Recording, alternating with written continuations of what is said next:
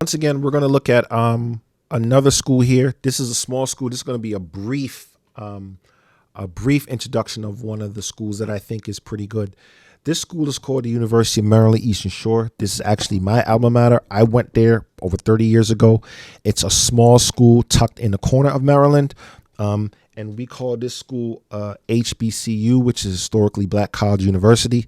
And we went over what that meant before, that these were schools that were for former slaves and African Americans that couldn't go to schools where other citizens went to. So it was a special school for us. There are over 100 of these in America. And of course, as America became a bit more integrated, these schools still stayed, and they're integrated now. There's people there, but majority of them still have a heavy African American black population. All right. So this school is University of Maryland Eastern Shore. We call it UMES for short. It's in Princess Anne, Maryland.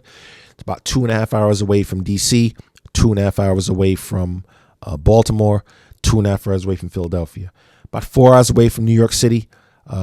Nice day drive, and you're about 30 minutes from the ocean. So if you like the beach and like to see some, environmental wonders, you can go down to the beach, which is Ocean City. It's about a half hour away. It's a big vacation spot in Maryland. All right, real quick, let's go to the rankings.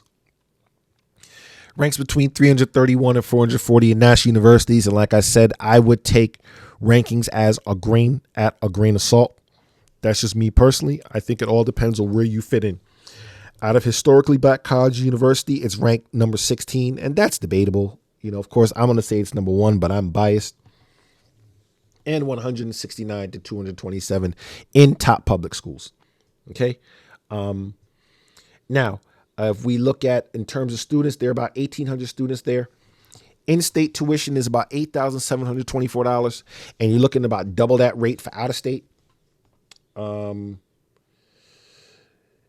It goes into like what are the demographics of family. Room and board is about $10,085. It's a little bit more than that now. Well, it's around the same because I checked recently. That was 2021-22 school year. Room and board is $10,085. They have freshman dorms. They have upperclassmen dorms. They have student apartments. They have quite an array of housing. And as well, they do have some off-campus housing as well. All right. We went over before about some of the academics.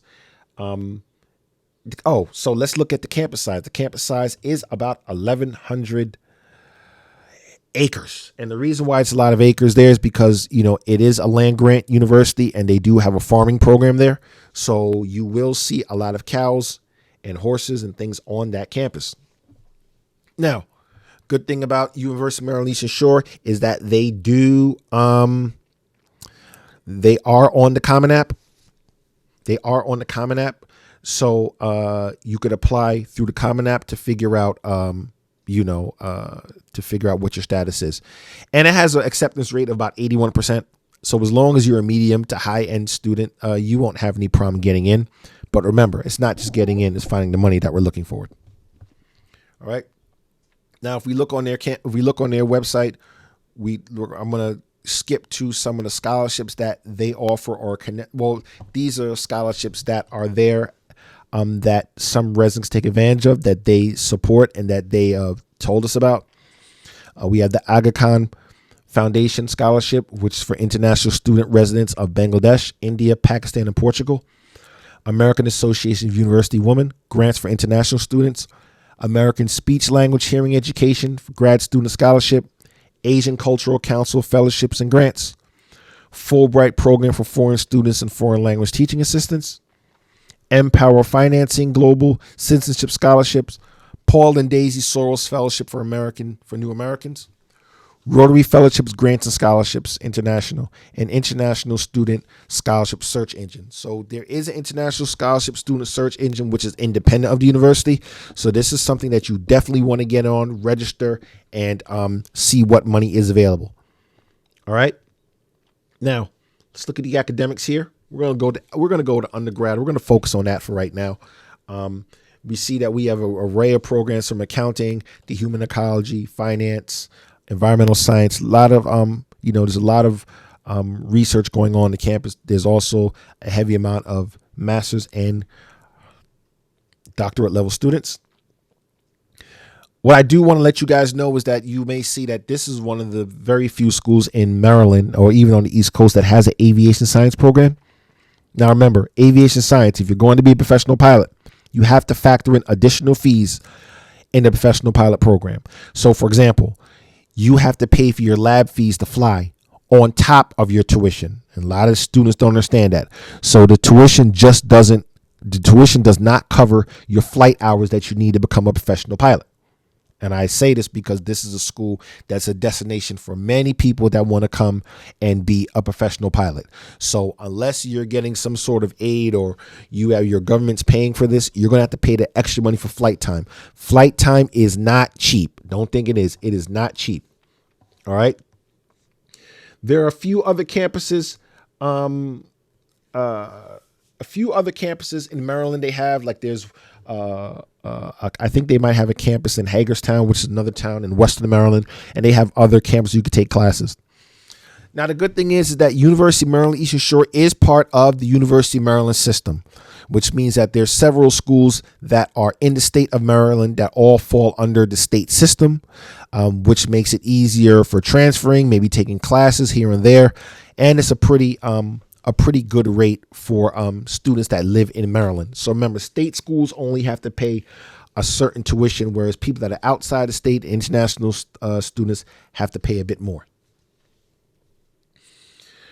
All right. Let's see, I think we went pretty much over everything here. Let me go to the international student area here. Hold on one second. So another thing to mention is that when I was there, there were quite a few international students that were there. There's quite a few that were there. And for the most part, the experience, they seem pretty happy there. It's a small campus, 1,800 students. And, it feels like home. It's family. It's family oriented, and I really feel that. And everybody that's been there, I've seen them be treated like family. Now, here's the thing you have to understand as well, though. You are in a rural community, so you're in farmland, and you're not. They do have some shuttle buses that go to city centers and things like that, but this isn't a sprawling metropolis like you're looking for. So this is not New York City. It's not Los Angeles. This is Princess Anne, Maryland. There are more people on campus than there are in the actual town. All right. Common App application, $35. You might be able to get that waived. I would jump on it early. Deadline for international students, I think is actually I want to say January 15th. Application is online. You're going to have to make an account and go online to you have to go online to do your account. Do not do it by mail. They'll never get it. They have a little chat bot if you want to chat with somebody. You go to the quick links if you want to talk to somebody. Send them an email or whatever. You could do that. Now, they do have a separate section here for international students. And I think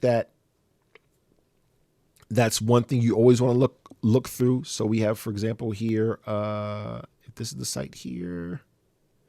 Yes, we have the Center for International Education, and you could go in there and find out what you need to do to apply. If you see they have their own Facebook account and Facebook Instagram, so you could kind of go through there and get some advice and meet up with some people. And this office isn't just for international students, but it's also for students that are studying in foreign countries. All right. And they have some good relationships with other schools in other countries and other cities. All right. So that's it. I personally recommend this school, not just because I went there, but I think it's one of the gems that a lot of people don't really know about. Great teachers, great school. I mean, of course, it's not as prestigious as, let's say, the Harvards and the other ones. But like I did mention to you before, you have to get in where you fit in, and this school may be good for you. I've known students from Pakistan, Egypt, France, Spain, and they're doing very well. I know another friend of mine from Kuwait who's real high up in the Kuwait government, and he went there and he had an awesome experience while he was there. So remember, whatever's for you, that's how you have to go at it. All right.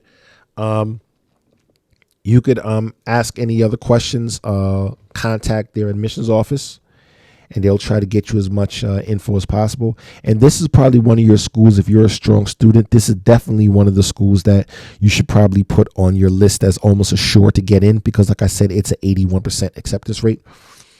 But even with that said, there's a lot of opportunities and a lot of scholarships available for people that want to go there. So check out Maryland Eastern Shore, UMES.